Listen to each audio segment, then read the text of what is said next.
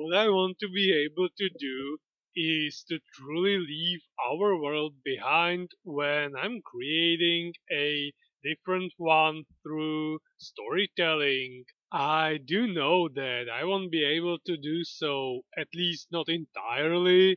I am hopefully self aware enough to admit that, but I would like to at least hope that this sort of a goal won't leave my side. A true escape, complete and thorough detachment from everything that is considered a norm in our real world. Because if I wanted to create a story based on the rules and the history that our world went through, why even bother making it a fictional setting then?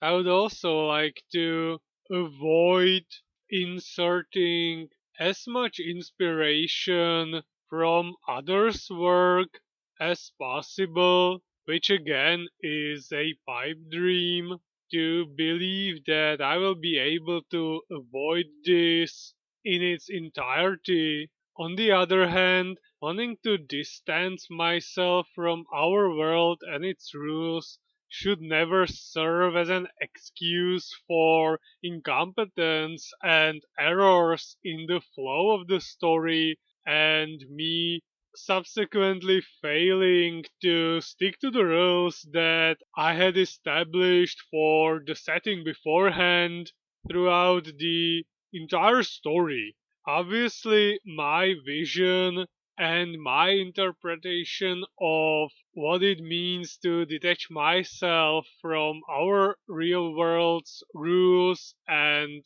established truth is strictly subjective, and not just that, it is also distorted to an extent that I might not be able to fully comprehend myself, which might lead to certain changes from setting to setting, but the very foundation is something that I would like to adhere to, and I would also like to train my imagination, become skilled enough in the art of wordsmithing to be able to go further than simply taking what is considered regular within our community, within our civilization, slightly changing it, giving it a small recolor, a short twist, and then pretending like it's all my idea. Same with taking other people's work and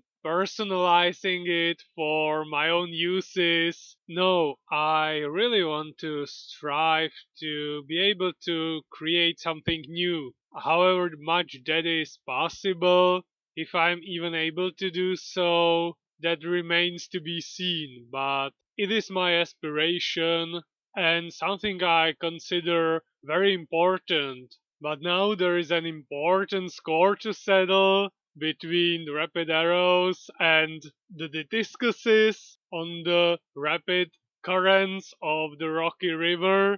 Their clash continues. Currently, the score of these war games is 1-1, and the next encounter with the enemy is here as well. They notice a lone discus on the horizon, just a single boat, an ideal prey for the navy of the rapid arrows. All engines are fully engaged, aka paddling with their hands, but who would have guessed it was a trap all along?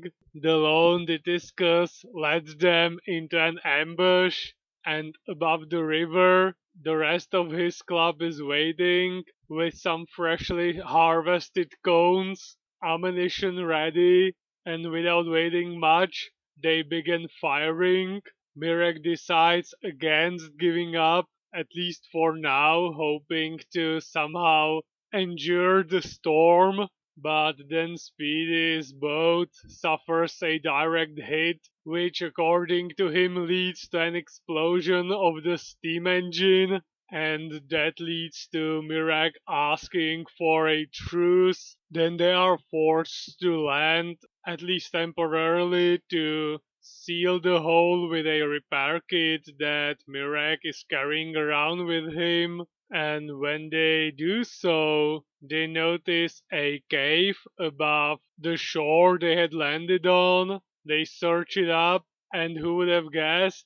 It turns out to be the Detiscus's club room, and that includes their club's flag, seizure of which scores the Rapideros another point, catching up to that short lead the Discuses managed to gain in the ambush, and now they are ready to truly go all out. While they are celebrating, one of their enemies sees a chance to score some points and jumps on it, grabbing two of the inflatable boats that the Rapideros left on the shore and begins his swift retreat, dragging the spoils behind him. While Redcap notices the wannabe pirate, and Yarka and Mirek quickly take off their shirts to begin the pursuit.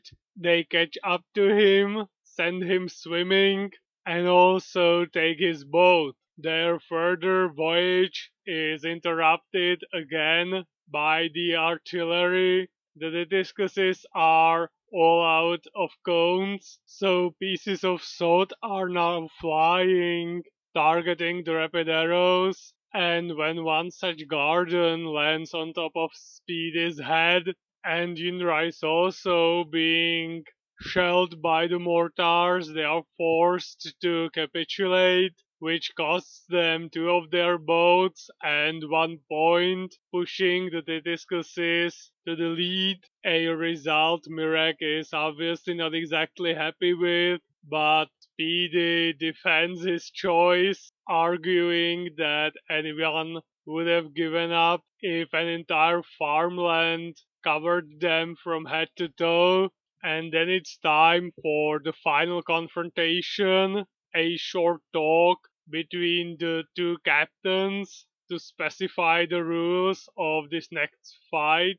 5 against 5, 3 boats against 3 boats, all kinds of pushing and pulling is fully encouraged, and the last one sitting in a boat is the winner. And Speedy, fully determined to pull his own weight in this fight, is eyeing his opponents, ready to strike, manages to grab onto a leg of one of the detectives, dragging the entire boat underwater. Behind them is another battle between Yindra and one enemy.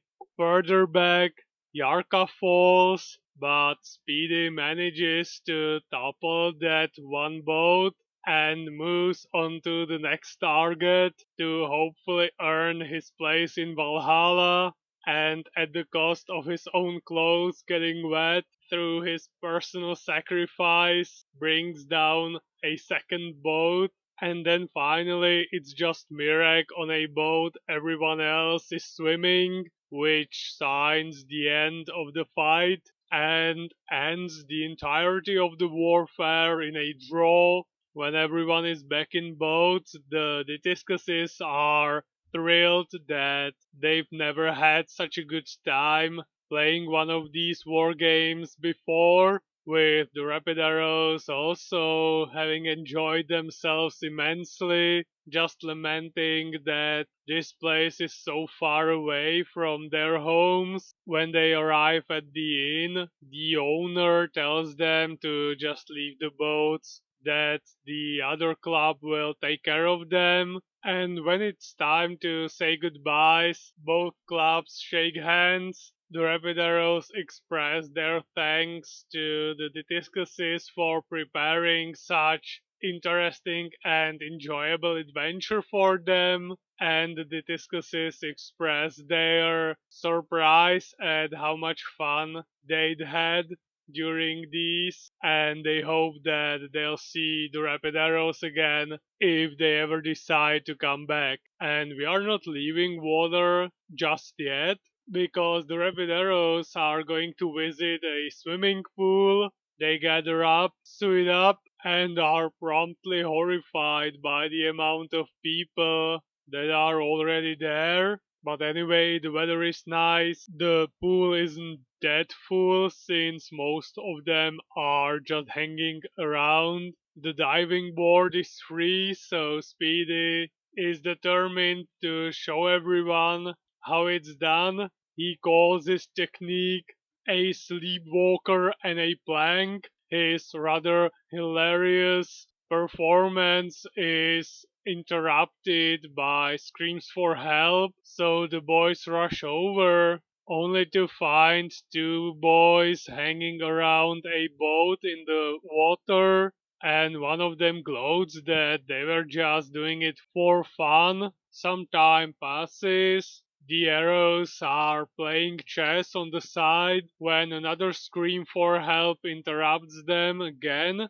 although this time they don't bother responding as enthusiastically as before until Redcap notices the lifeguard rowing his boat heading somewhere, only to lead to another panel where there is a young girl bending over another one who was pulled from under the water by the lifeguard, but unfortunately too late, with one man remarking that she was apparently calling for help, but due to the sheer amount of people just doing exactly that, faking a situation, no one can truly differentiate between these two, and thus the response just came too late. A boy that cried wolf, but this time it wasn't the boy who had